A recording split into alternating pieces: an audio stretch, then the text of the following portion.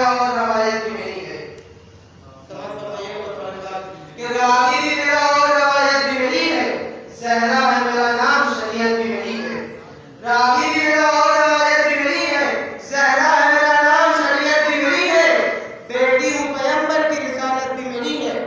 زوجہ ہوں میں حضرت کی، امامت بھی میری ہے. اور نادا ہے بہت والے بدعت چھیننے والے، بچے میرے حسنین ہیں، جنت بھی میری ہے. بچے میرے حسنین ہیں، جنت بھی میری ہے. اور جناب یسر بھی کنفیوز سکینہ کے حوالے سے دیکھیے، رباب غمزدہ کی شان میں جب نظم لکھوں گا، رباب غمزدہ کی شان میں جب نظم لکھوں گا، سکینہ اور علی اصغر میری امداد کر دیں گے. رباب غمزدہ کی شان میں جب نظم لکھوں گا، سکینہ اور علی اصغر میری امداد کر دیں گے. جو دیکھے کمسنوں کے حوصلے تو انبیاء بولے، یہ دو بچے قبیلہ شام کو برباد کر دیں گے.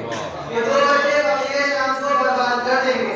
تو یہی سے کہ رباب غمزدہ کی شان میں جب نظم لکھوں گا، سکینہ اور علی اصغر میری امداد کر دیں گے. جو دیکھے کمسنوں کے حوصلے تو انبیاء بولے، یہ دو بچے قبیلہ سرے میدان ہے ایک شام کے زندان میں، دو قصیدے ہیں رباب غمزدہ کی شان میں.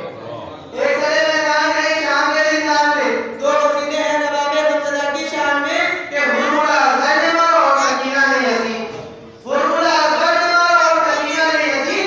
اس لیے قبریں نہیں ہیں ان کی قبرستان، اس لیے قبریں نہیں ہیں ان کی قبرستان.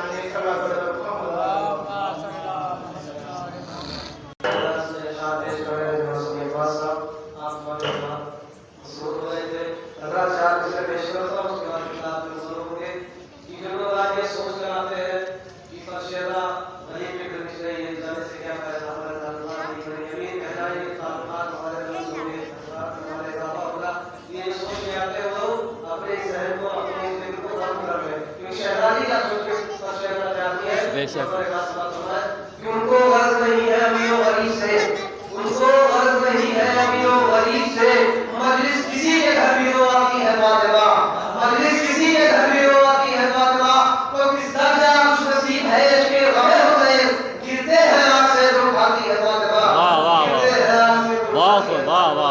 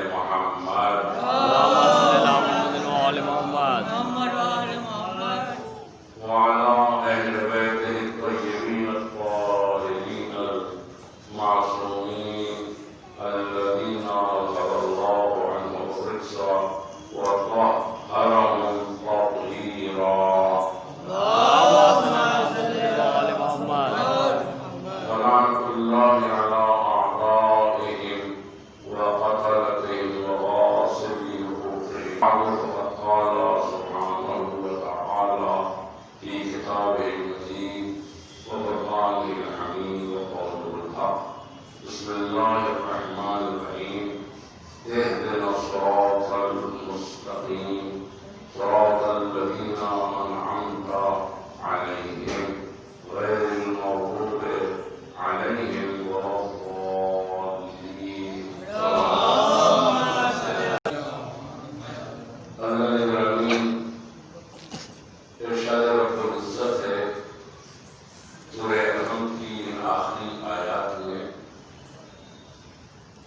جو ہمیں روزانہ 17 رکعتوں میں پڑھنا ہے، کم سے کم 10 رکعتوں میں تو ضروری ہے، اور بقیہ 7 رکعتوں میں آپ تسبیحات اربع بھی سورہ حج کی جگہ پڑھ سکتے ہیں، لیکن 10 مرتبہ تو پڑھنا واجب ہے۔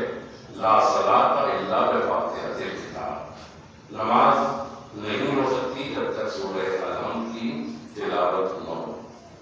میرا موضوع ہے سلامتی ایمان، کس طرح ہم اپنے ایمان کو سلامت رکھ سکتے ہیں۔ تو اسی لیے 10 مرتبہ لازم اور واجب قرار دے دیا اللہ نے نماز میں کہ صبح بھی، دوپہر میں بھی، شام کے وقت بھی تم اہدنا الصراط المستقیم کہو۔ یعنی مطلب یہ ہے کہ پروردگار ہمیں سیدھی راہ پر باقی رکھے، اور سیدھی راہ صراط مستقیم کیا ہے؟ بہت سے لوگوں نے اس میں اختلاف کرنے کی کوشش کی۔ مفسرین نے، کچھ لوگوں نے کہا صراط مستقیم سے مراد قرآن مجید ہے، کچھ لوگوں نے کہا صراط مستقیم سے مراد دین اسلام ہے، کچھ لوگوں نے کہا صراط مستقیم سے مراد خانہ کعبہ ہے، کچھ لوگوں نے کہا صراط مستقیم سے مراد نماز ہے، کچھ لوگوں نے کہا صراط مستقیم سے مراد اسلام کی اطاعت ہے۔ لیکن پیغمبر سب کی سنتے رہے، پیغمبر خاموش بیٹھے رہے۔ تھوڑی دیر میں بیت الشرف سے جب حضرت علی علیہ السلام برآمد ہوئے تو پیغمبر نے بلند ہو کے کہا ہاذا صراط مستقیم، یہی صراط مستقیم ہے۔ صلوات پڑھیں محمد والا۔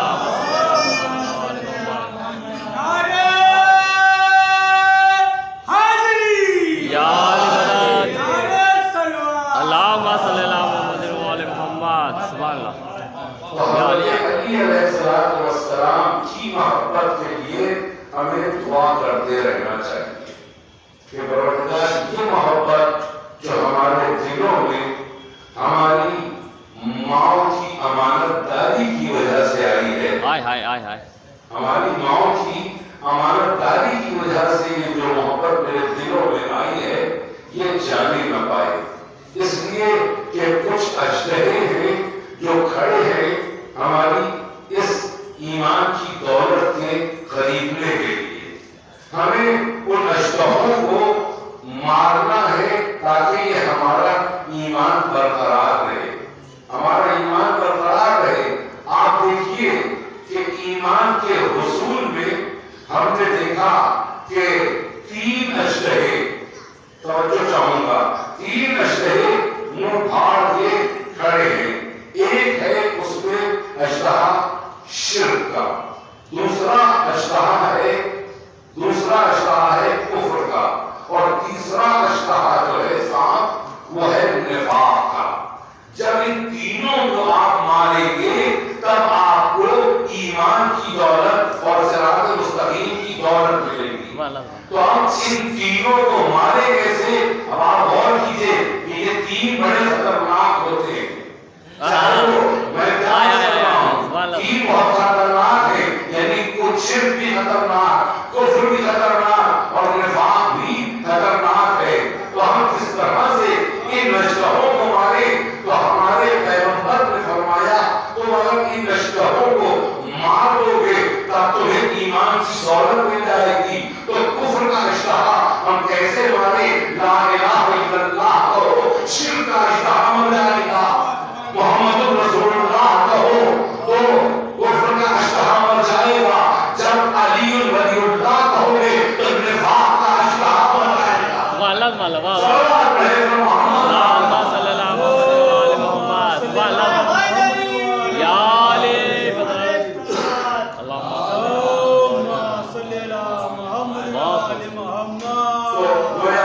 ایمان کی دولت تمہیں مل جائے گی، اور جب تمہیں ایمان مل گیا تو ظاہر ہے کہ رسالت مل گئی، جب تمہیں رسالت مل گئی تو تمہیں توحید مل گئی، تمہیں خدا مل گیا۔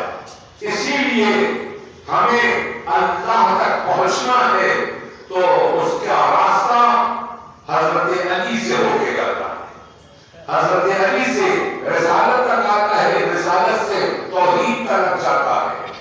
اتفاق دیکھیے کہ ہم اس کو رب کہتے ہیں، ایک اللہ کے ناموں میں ایک نام ہے رب۔ جب ہم نے رب کے عدد دیکھے تو رب کے عدد ہے 202، رب کے عدد ہے بے کے 200 اور بے کے 2۔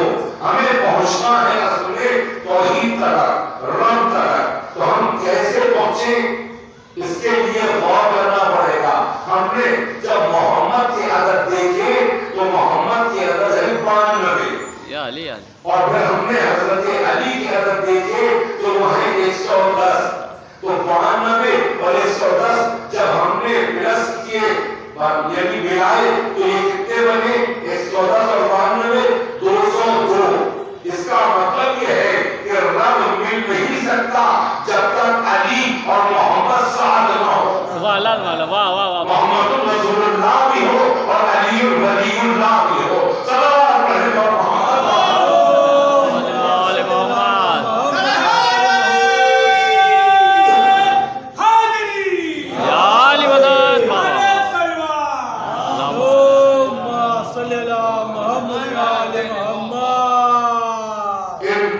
چیزوں کو ہمارے اپنے نہیں سمجھ سکے، لیکن غیروں نے، یہودیوں نے مسلمان علماء سے آ کے ایک بات کہی کہ تمہارے قرآن میں ایک آیت ایسی اللہ نے نازل کی ہے کہ اگر وہ ہماری توریت میں ہوتی تو ہم اس دن جس دن وہ نازل ہوئی تھی اس دن ہم بہترین جشن مناتے، بہترین عید مناتے۔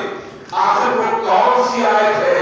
علماء سے، مسلمان علماء سے یہودی علماء پوچھ رہے ہیں، بتا نہیں پائے، سر سے سر جوڑ کے بیٹھے، ایک دوسرے سے مشورے کیے، مدرسوں میں گئے، لیکن ان کو وہ آیت نظر نہیں آئی۔ اس آیت کو سمجھنے کے لیے بصیرت کی ضرورت ہے، بصارت سے نہیں دکھے گی، محبت کی ضرورت ہے۔ لیکن انہوں نے دیکھ لی، کہا کہ تمہارے قرآن میں وہ آیت ہے، اگر وہ ہماری توریت میں ہوتی تو پھر ہم اس دن عید مناتے۔ تو آخر مسلمان لاجواب ہو گئے، مسلمانوں نے یہودی علماء سے کہا کہ ہمیں بہت کوشش کی لیکن ہمیں وہ آیت نہیں ملی، وہ آیت نہیں ملی۔ تو کہا تمہیں وہ آیت نہیں ملی، ہم تمہیں بتاتے ہیں تمہارے قرآن کے سورہ مائدہ میں آیت نمبر 3 الیوم اکملت لکم دینکم واتممت علیکم نعمتی ورضیت لکم الاسلام دینا۔ آج کے دن ہم نے دین کو مکمل کر دیا، ہم تمہارے دین سے راضی ہو گئے۔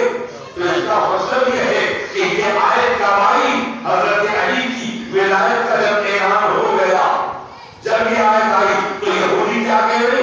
یہ آیت اگر توریت میں نازل ہوتی تو ہم اس دن جشن مناتے۔ گویا مسلمانوں کو ایک بہت بڑا یہودی تانا دے رہے ہیں کہ علی کی ولایت کے موقع پر جشن نہیں مناتے۔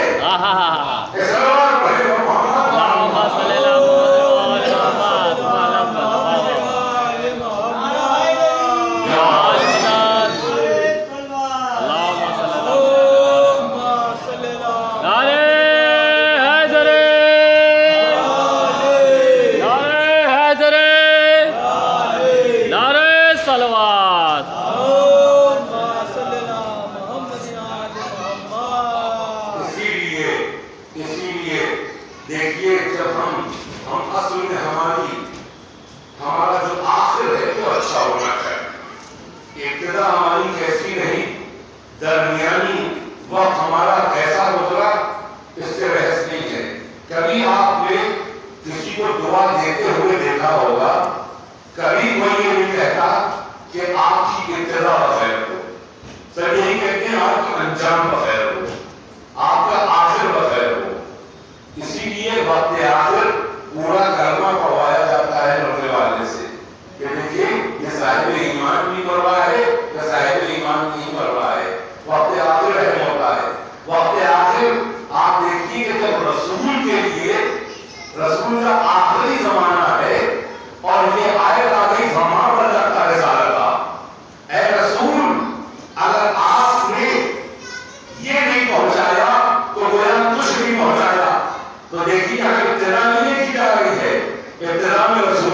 نماز پہنچائی، روزہ پہنچایا، دین پہنچایا، حج کے ارکان بتائے، قرآن کی عظمت بتائی، کعبے کی عظمت بتائی، اسلام سکھایا، دین سکھایا، سب کچھ سکھایا، اس کی تعریف اللہ نہیں کر رہا ہے۔ وہ کہہ رہا ہے کہ اگر تم نے یہ نہیں پہنچایا، یعنی ولایت امیر المومنین کا تم نے اگر اعلان نہیں کیا تو تم نے کچھ نہیں پہنچایا۔ یعنی دیکھیے رسول سے ہی یہ کہا جا رہا ہے تم اپنے آخر کو دیکھو، یہ آخری چیز دین کی نہیں پہنچائی تو تم نے کچھ نہیں پہنچایا۔ اسی لیے ہم کہتے ہیں کہ ہمارا انجام بخیر ہو۔ اگر ہمارا انجام بخیر ہوگا تبھی ہم کامیاب ہوں گے اور ہمیں نجات یافتہ کہا جائے گا۔ صلوات پڑھیں محمد۔ اب ایک بات آپ کی خدمت میں عرض کر رہا ہوں کہ یہ تو ایک یہودی تھا، ایک عیسائی، جو لبنان یونیورسٹی میں پروفیسر تھا۔ وہ پروفیسر حضرت علی سے بڑا متاثر تھا اور اس نے یہ کہا کہ جو اتنا شجاع ہو اور جس کے اتنے کارنامے ہوں اس کے بارے میں کوئی ذرا بھی نہیں کہتا کہ اس نے یہ کارنامے انجام کیے ہیں، مسلمانوں کو بتاتے ہیں۔ تو اس نے حضرت علی علیہ السلام کی کے لیے کتاب تحریر کی۔ اس کتاب کا نام اس نے لکھا ندائے عدالت انسانی۔ جب ندائے عدالت انسانی لکھ دی اس نے تو اس کے جو شروعات ہوتا ہے کشرف مقدمہ جسے کہتے ہیں، اس میں اس نے لکھی اس کی پوری داستان کی۔ یہ میں نے کتاب جو لکھی ہے اس میں کتنی ضرورتیں ہوں گی۔ اس نے کہا میں نے حضرت علی پر کتاب کرسچن تھا، وہ عیسائی تھا، اس نے کتاب لکھ دی۔ جب کتاب لکھی تو وہ ظاہر ہے کہ اس کے بعد اتنا پیسہ نہیں تھا۔ اس دور میں لبنان میں بہت زیادہ پیسہ خرچ ہوتا تھا کتاب کو چھپانے میں، لہذا اس نے کہا کہ ہم مسلمان علماء کے پاس گئے، ہم مسلمان تاجروں کے پاس گئے، ہم مسلمان ناشروں کے پاس گئے، جو لوگ پبلش کرتے تھے ان کے پاس گئے، پبلشرز کے پاس گئے کہ ہماری اس کتاب کو چھاپ دو۔ میرے پاس ایسا نہیں ہے کہ ہم اس کتاب کو چھاپ سکیں کیونکہ یہ تمہارے ہی خلیفہ کے ہی نام کی کتاب ہے، لہذا اس کو۔ لیکن کہتے ہیں وہ اپنے اس مقدمے میں جن کا نام تھا جارج جورڈاک، وہ عیسائی تھے، ان کی یہ کتاب ہے ندائے عدالت انسانی۔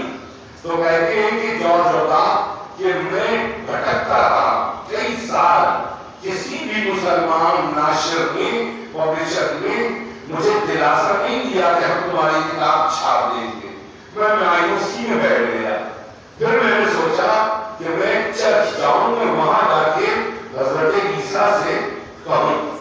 یہ آ گئے چرچ، وہ خود بھی رہے، جب چرچ آ گئے گرجا میں آ کے بیٹھ گئے سر جھکا کے۔ تو جب وہ نکلا اپنی عبادت کر کے، جو گرجا کا خوف ہوتا ہے راہب، جب وہ نکلا تو نکلنے کے بعد اس نے ان کو دیکھا کہ یہ سر جھکائے ہیں۔ کہا کیوں سر جھکائے ہو؟ کہا کہ ایک فکر ہے، ایک پریشانی ہے، ہم نے ایک قسم میں کتاب لکھی ہے اور وہ کتاب کوئی چھاپنے میں تیار نہیں ہے۔ تو کہا یہ بتاؤ یہ وہ کتاب کس موضوع پر ہے، کس ٹاپک پہ ہے؟ تو کہا وہ مسلمانوں کے خلیفہ حضرت علی علیہ السلام کی شان میں ہے۔ اس کتاب کا نام ہے ندائے عدالت انسانی اور نیچے لکھا ہے حضرت علی علیہ السلام، یعنی انسانی عدالت کی آواز۔ اس کے معنی ہے ندائے عدالت انسانی، انسانی عدالت کی آواز حضرت علی، یہ وہ ٹاپک ہے۔ تو اس نے بغیر سوچے سمجھے کہا کہ ہم تمہیں جو یہاں کا ٹرسٹ ہے اس چرچ کا، وہاں سے ہم تمہیں پیسے مہیا کرائیں گے، تم جاؤ اور کتاب چھاپو، قرض کے طور پر مگر دیں گے، ہم تمہیں یوں پیسے نہیں دیں گے، کیونکہ اس کا ایک طریقہ ہوتا ہے، ٹرسٹ سے صرف قرض ہی دیا جاتا ہے، تو قرض کے طور پر تمہیں جتنی ضرورت ہے اتنا چھپنے میں پیسہ لگے گا، لہٰذا وہ پیسہ وہاں سے لکھ دیا انہوں نے، اور انہوں نے جا کے ٹریزر سے پیسہ لے لیا۔ اب یہ لے کے آئے لبنان میں، انہوں نے پبلشر سے بات کی، ایک کرسچن پبلشر ملا، اس نے چھاپا، پیسے لیے، کتاب چھپ گئی۔ کتاب اتنی وزنی تھی کہ 10 ایڈیشن عربی زبان میں چھپے اور بک گئے، اور جو جہاں جہاں یہ گئے وہاں کی زبان میں اس کا ٹرانسلیشن ہوا۔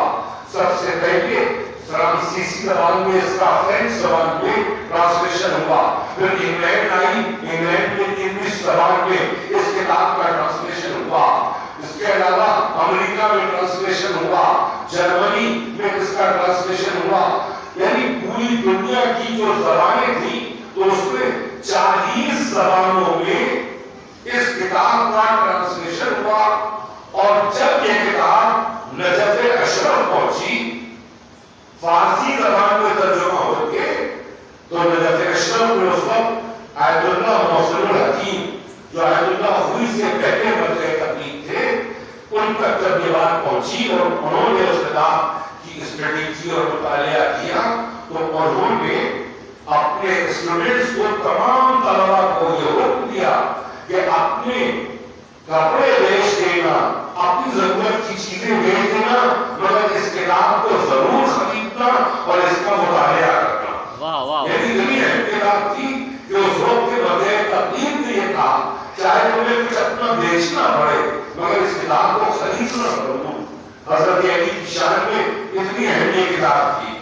اب جب کتاب زمین ہر طرف پھیل گئی اور اس کا کافی پیسہ جو قرض دیا تھا اس سے 10 گنا پیسہ جب جارج اورباغ کو ملا، جس نے جو رائٹر تھا اس کتاب کا، تو وہ پیسہ لے کے وہاں پہنچا چرچ، جو کہ قرض لے کے آیا تھا۔ سنیے گا کہ آپ نے چرچ سے چونکہ قرض لایا تھا، قرض ملا تھا، لہٰذا چاہتا تھا کہ یہ قرض ادا کرتے اور زیادہ اور دے چرچ کو پیسہ، کہ ہمیں اتنا پیسہ ملا ہے، ہمیں زیادہ ضرورت نہیں ہے۔ جب یہ وہاں پہنچا پیسہ لے کے، تو تھوڑی دیر کے بعد چرچ کے پوپ سے ملاقات ہوئی، راہب سامنے آیا، کہا کہ یہ کیا لائے ہو؟ کہا کہ یہ ہم پیسہ لائے ہیں۔ کہا ہم نے اس کے دن یہ طے کر لیا تھا کہ ہم تم سے قرض کے نام پر دیں گے تو تاکہ تمہیں اہمیت ہو، مگر ہم تم سے یہ پیسہ واپس نہیں دیں گے۔ تو کہا ایسا آپ نے کیوں کہا، کیوں کہہ رہے ہیں کہ ہم یہ پیسہ واپس نہیں دیں گے؟ تو وہ کہتے ہیں چونکہ تم نے حضرت علی کے اوپر کتاب لکھی ہے۔ یہ وہ کہہ رہا ہے کیونکہ تم نے حضرت علی میں کتاب لکھی ہے، اور حضرت علی کا احسان ہم عیسائیوں پہ بہت بڑا ہے، ہم پر بہت بڑا احسان ہے، ورنہ ہم تو ختم ہو چکے تھے۔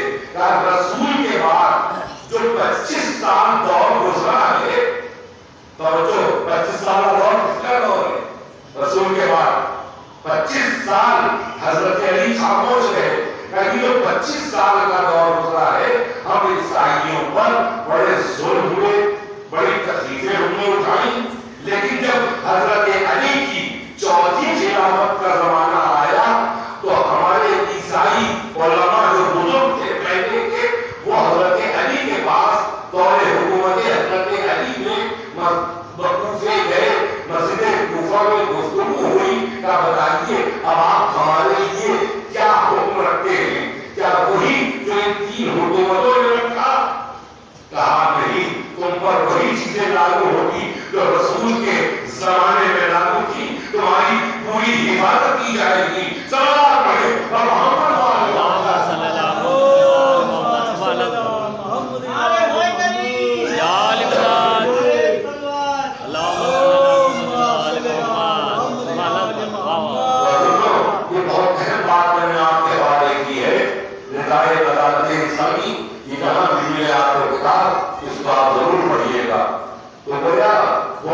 بتا دیا کہ حضرت علی کا احسان تھا، ورنہ ہم پر اتنے ظلم ہوئے تھے کہ ہم ختم ہو جاتے۔ تو دونوں کہتا ہے جارج اورباغ سے کہ یہ پیسہ کچھ بھی نہیں ہے، احسان حضرت علی نے ہم پر کیا ہے ہم قیامت تک بھی اس کا احسان اتار نہیں سکتے. اس لیے کہ آج عیسائیت کی بقا اگر ہے تو وہ حضرت علی علیہ السلام کی وجہ سے ہے. احسان پڑھیں اور محمد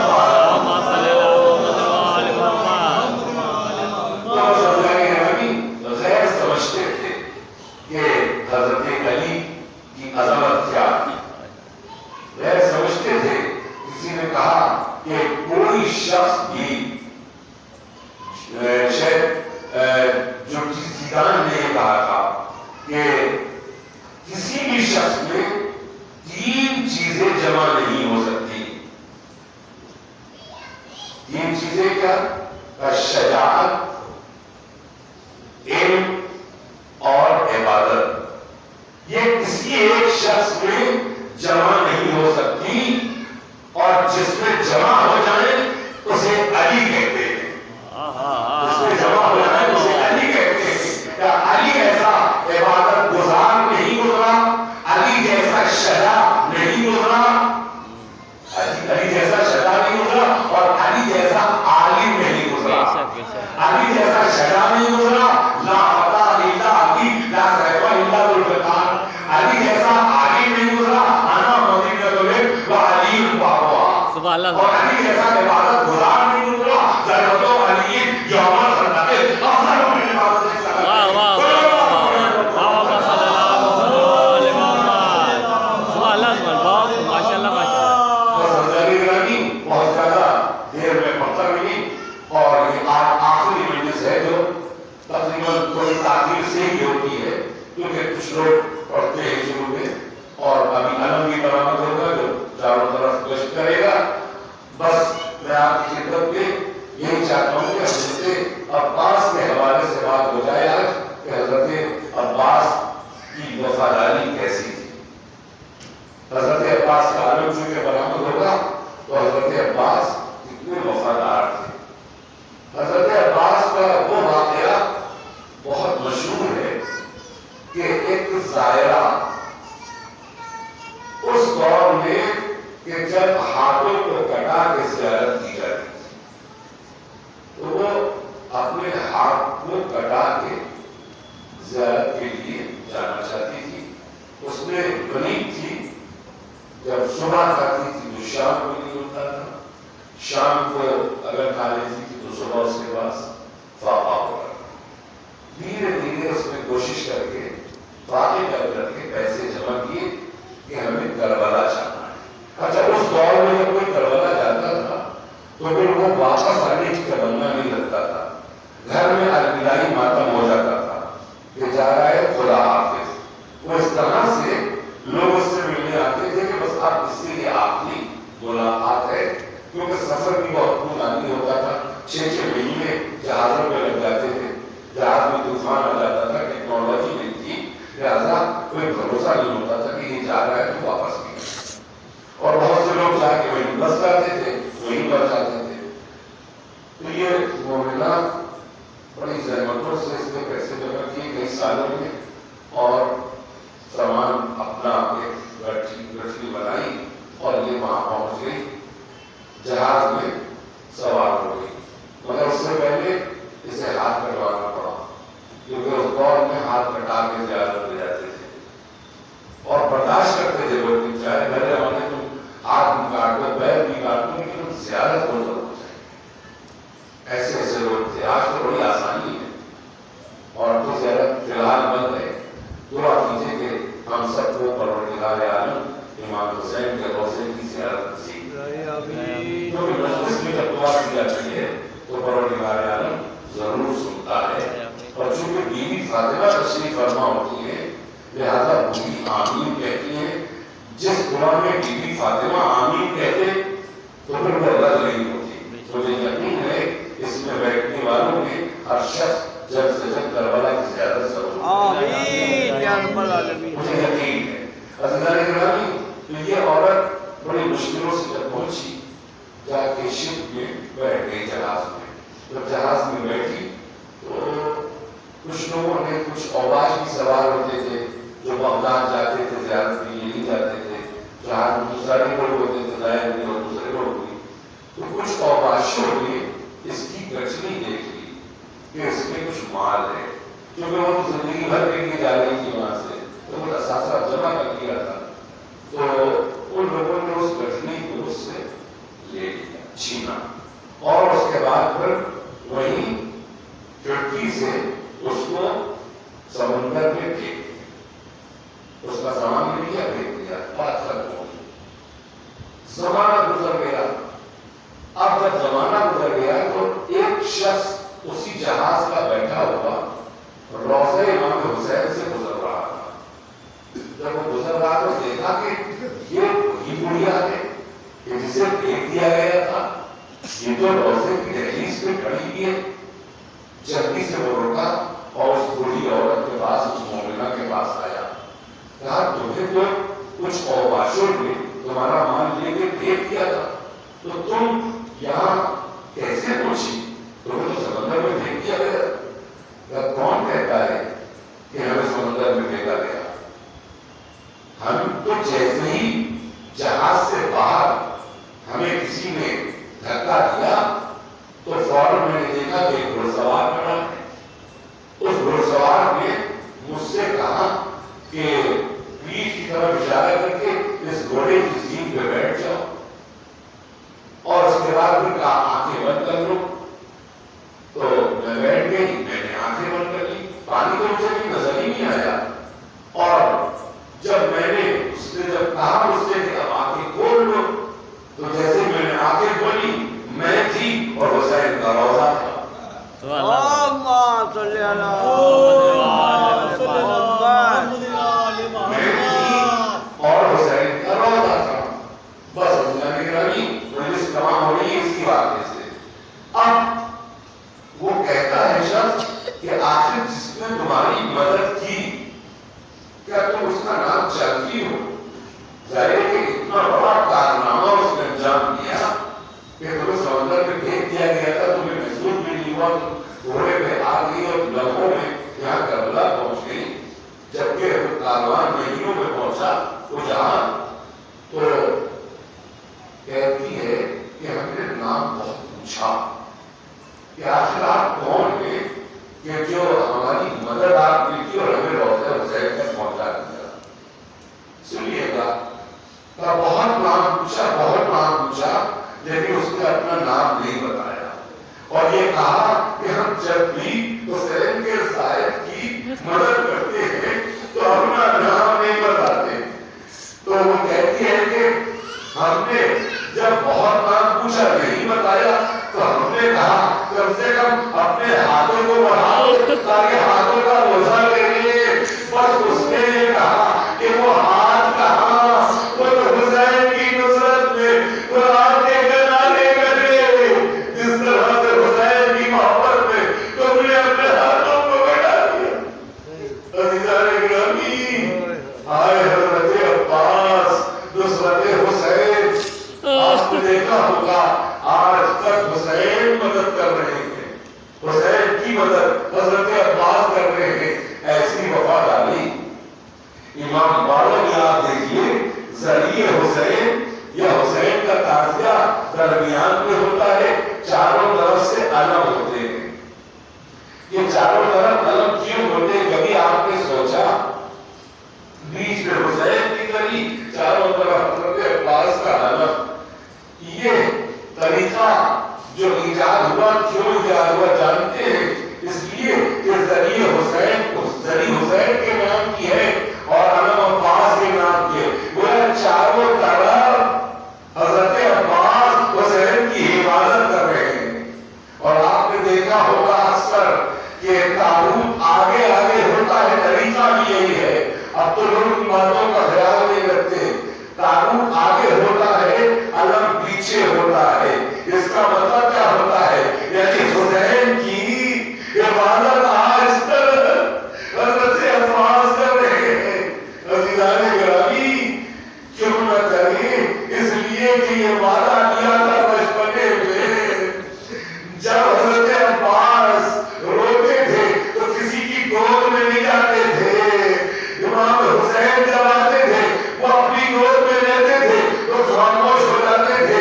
نظروں نظروں میں وعدہ کر لیا کہ اے آقا کربلا میں بھی آپ کی نصرت کروں گا، مگر ہائے نصرت کیسے کرتے جب ہاتھ کر گئے، جب تک ہاتھ باقی تھے تو جنگ کی اجازت نہیں ملی۔ حسین کی نصرت ہر لمحہ کرنا چاہتے تھے، لیکن اسی لیے بی بی ام الولید نے کہا تھا کہ حسین پہلے شہید ہوئے یا عباس پہلے شہید ہوئے، تو ان کو بتایا گیا کہ نہیں، عباس پہلے شہید ہوئے، بعد میں حسین شہید ہوئے۔ عزیزوں، اور حضرت عباس شہید بھی کیسے ہوئے؟ اجازت تو تھی نہیں، تلوار تو لے کے گئے نہیں، علم لے کے گئے، علم میں مشق باندھ لی سکینہ کی، جب مشق باندھ لی تو آخر اپنی گود میں مشق لے لیتے، اپنے ہاتھ میں مشق کرتے، لیکن علم میں باندھنے کا مطلب کیا ہے؟ علم میں اس لیے باندھی تاکہ دنیا دیکھ لے کہ علی کا شیر خیمے کے لیے پانی لینے جا رہا ہے، بچوں کے لیے پانی لینے جا رہا ہے، ڈرتا نہیں ہے۔ سب نے دیکھا کہ حضرت عباس پانی لینے کے لیے جا رہے ہیں۔ ابن زیاد نے کہا فوج اور بڑھا لی جائے، لیکن جیسے جیسے حضرت عباس بڑھ رہے ہیں فوج چھٹنے لگی، یہاں تک کہ قرآن کا کنارہ صاف ہو گیا۔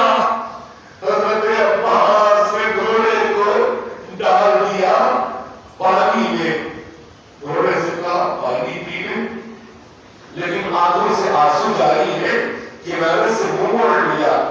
مطلب تھا کہ سکینہ حسین کی بچی، حسین کے بچے ہو جاتے رہے اور میں پانی پی لوں۔ کوئی عظیم جانور بھی وفادار ہے۔ عزیزوں، جناب عباس نے چلو میں پانی دیا، فوراً پھینک دیا۔ عجب نہیں اس پانی میں سکینہ کی پیاس نظر آ گئی ہو، علی اصغر نظر آ گئے ہو، چھوٹے چھوٹے بچے نظر آ گئے ہو۔